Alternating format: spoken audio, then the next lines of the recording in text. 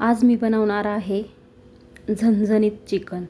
त्यासाठी इथे कांदा चिरून घेतला आहे बारीक आणि पातेलं गरम व्हायला ठेवले।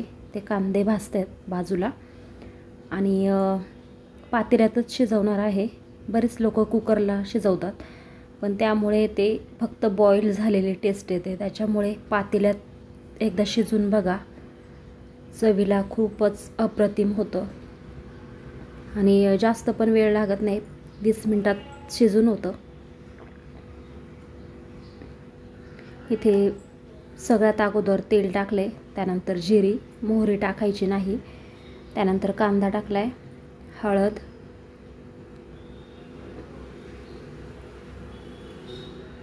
आणि हलवून घ्यायचे चांगलं परतून, आणि हिंग टाकायचं आहे। हिंग थोडा जास्त टाकायचा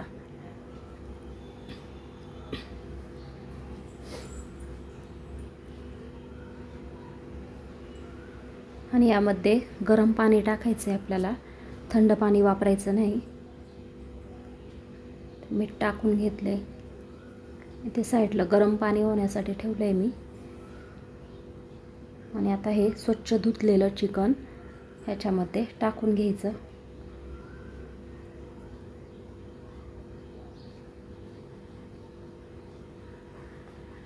पाच 10 मिनिटं परतून त्याच्यात पाणी टाकायचं आणि झाकण ठेवायचं।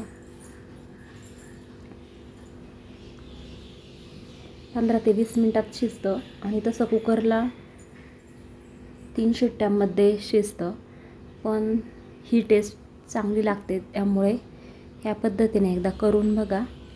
पूर्वी तर असंच करायची लोक, आता अलीकडे कुकरला करतात, त्याच्यामुळे चव राहिली नाही पहिल्यासारखी। ते गरम पाणी टाकून घेतले आणि बाजूला कांदा परतण्यासाठी ठेवलाय।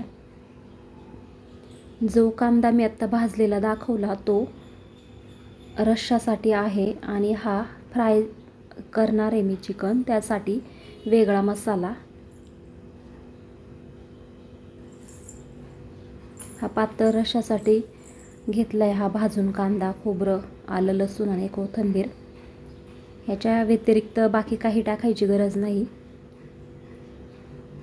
आणि हे फ्रायसाठी हा वेगळा मसाला बनवलाय, खोबरं, कांदा, हवरी तीळ आणि आलं, लसूण, कोथिंबीर, बस एवढंच।